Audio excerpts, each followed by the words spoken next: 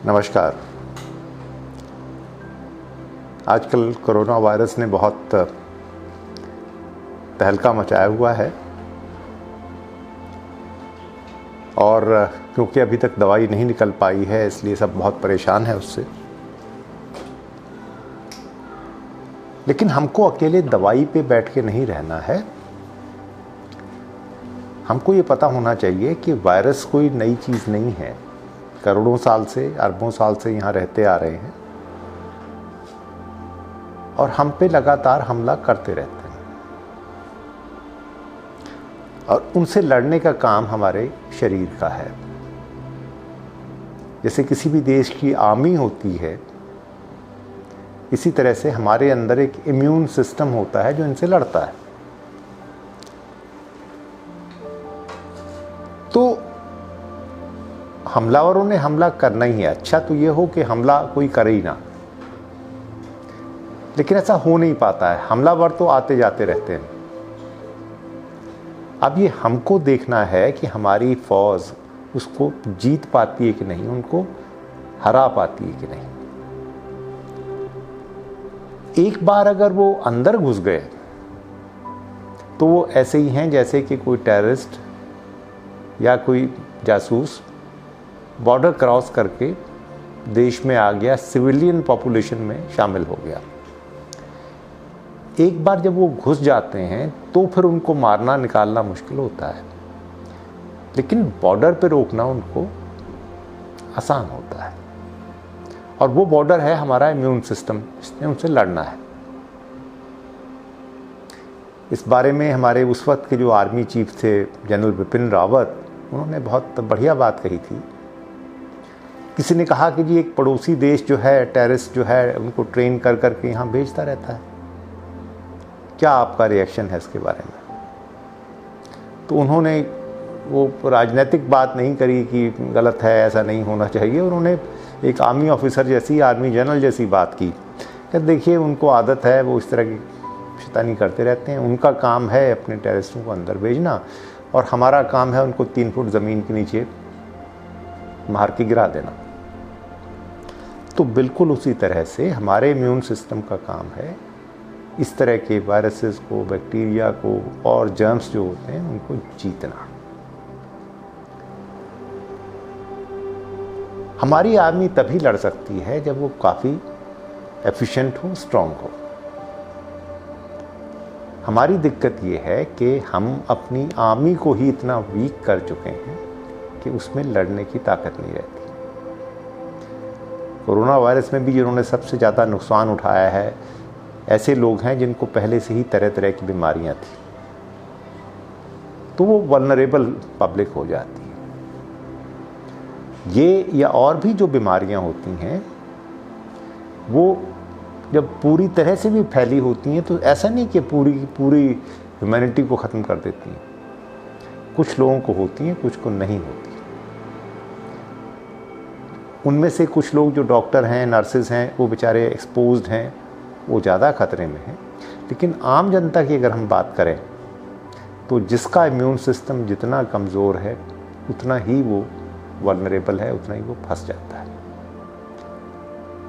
बिल्कुल ठीक है, हम लोग उसके लिए वैक्सीन बनाते रहें, लेकिन साथ के साथ हमको ये भी कोशिश करनी पड़ेगी कि हमारा इम्यून सिस्टम स्ट्रांग हो।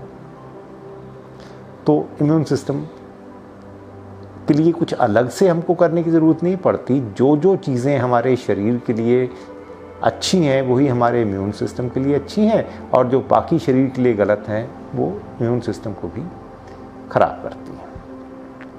आजकल क्या हो रहा है कि हमको हमारे इम्यून सिस्टम को इतना खतरा वायरस और बैक्टीरिया से नहीं है जितना हमारी की हुई गलतियों से है।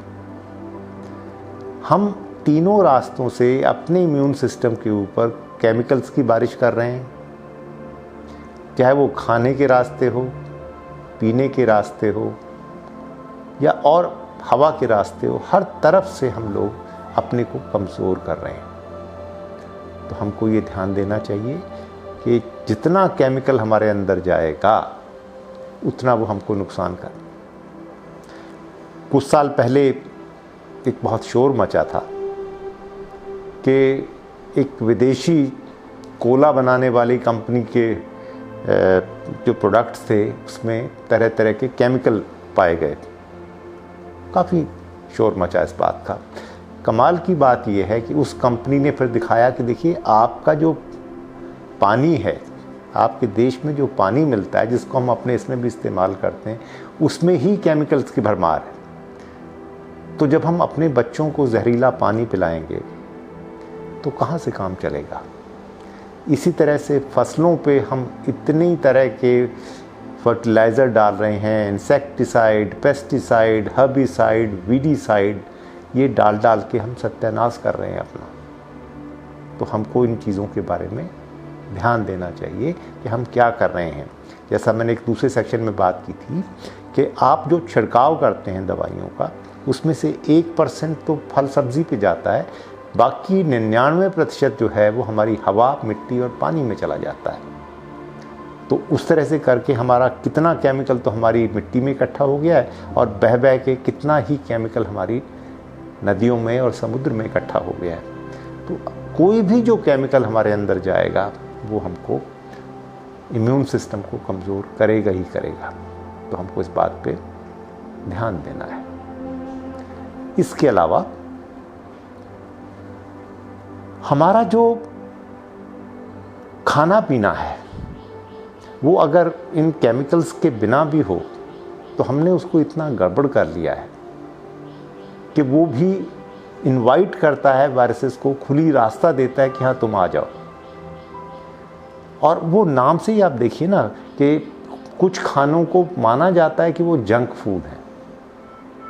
जिसका नाम ही जंक है तो वो जिस पेट में या जिस शरीर में पहुंचेगा तो वो तो जंक यार्ड बना के ही छोड़ेगा ना। जब वो उसको अंदर जंक यार्ड बनाएगा, और जंक यार्ड में आपको पता ही है कि मक्खी, मच्छर, कीड़े पनपते हैं, तो वो भी हमारे वायरस को उभरने में मौका देते हैं। हमको इन सभी बातों का ध्यान रखना पड़ेगा। हमको कोरोना वायरस को या किसी भी तरह के वायरस को एक तरह का खतरे की घंटी समझना चाहिए कि हमने अपने आप को कितना कमज़ोर कर लिया है। वैक्सीन बनाइए जो मर्जी, वो तो होना ही चाहिए, लेकिन साथ के साथ में हमको ये भी देखना पड़ेगा कि कितनी बुरी हालत हमने अपने लोगों की कर ली है कि कोई बच ही नहीं पा रहा है इस बीमारी से। तो हम दोबारा से कोशिश करें कि जो चीज़ें केमिकल पड़ी हुई हैं उनका प्रयोग कम से कम करें, और साथ में वो खाने जो पहले ज़माने में सिर्फ सेलिब्रेशन के तौर पे खाए जाते थे, उसको हमने रेगुलर डाइट बना लिया है। घर का खाना बहुत कम लोग पसंद करते हैं। बाहर का खाना जिसमें जंक फूड ही ज़्यादातर होता है वो हमारा डेली डाइट बन गई है। तो ये सब करके हमको ध्यान देना होगा। इसी तरह से अपनी हवा में जो हम जहरीले तत्व बार बार पहुंचा रहे हैं, इतना केमिकल जा रहा है हवा में, इतनी फैक्ट्रीज़ हैं और अपने धुएं के रास्ते वो इतना जहरीला स्मोक उसमें डाल रहे हैं कि हमारे बचने का कोई चांस नहीं है। हम अपने पूरे इम्यून सिस्टम को उस तरह से ख़त्म किए जा रहे हैं। आपको जान के हैरानी होगी कि हमारे इम्यून सिस्टम का जो 70% होता है वो हमारे पेट में जो इंटेस्टाइन होता है उसके बाहर होता है। वो बनाया बड़े सोच समझ के गया है कि ज़्यादातर अटैक यहीं से होते हैं, हमारा खाने के रास्ते आते हैं, लेकिन हमारे ऊट पटांग खाने की वजह से हमारा 70% इम्यून सिस्टम डाउन हो जाता है। तो हमको इन बातों का ध्यान रखना है। जाग जाएं और कोशिश करें कि जो केमिकल्स हैं इनको हम किसी भी तरह से कम करें। सरकार को भी इस बात पे ध्यान देना चाहिए, और जो खाना मैन्युफैक्चर करने वाले हैं उनको भी ध्यान देना चाहिए कि अपना खाना ज़्यादा खिलाने के चक्कर में और लोगों को ज़्यादा अट्रैक्ट करने के चक्कर में, खाने को ज़्यादा स्वाद बनाने के चक्कर में या उसकी शेल्फ़ लाइफ को लंबा करने के चक्कर में वो लोग पूरी ह्यूमैनिटी की जान से ना खेलें तो अच्छा है। मैं समझता हूँ कि इस वक्त स्थिति गंभीर है, लेकिन जब भी मामला ठीक हो जाए तो दोबारा से हमारा फोकस जो है वो इम्यून सिस्टम को स्ट्रेंथन करने से ही होगा। कुछ चीज़ें छोड़नी होंगी, कुछ शुरू करनी होगी, जैसे जो जंक फूड है वो छोड़ना है, और बाकी जो हर्बल फूड हमारे होते हैं वो हमको बढ़ाने हैं। ऑर्गेनिकली जो ग्रो किए जाते हैं उन पे ध्यान रखना है। ऐसे ही नॉन वेजिटेरियन हम बहुत ज़्यादा नहीं खा सकते, जितना हम खा सकते हैं उससे कई गुना ज़्यादा खाते हैं, तो वो भी एक्सेस में जब खाया जाता है तो वो भी हमको नुकसान करता है। इन सब बातों का हमको ध्यान रखना है और मुझे पूरा भरोसा है कि आप अपने आप को बहुत आसानी से इन बीमारियों के चंगुल से निकाल सकेंगे। नमस्कार।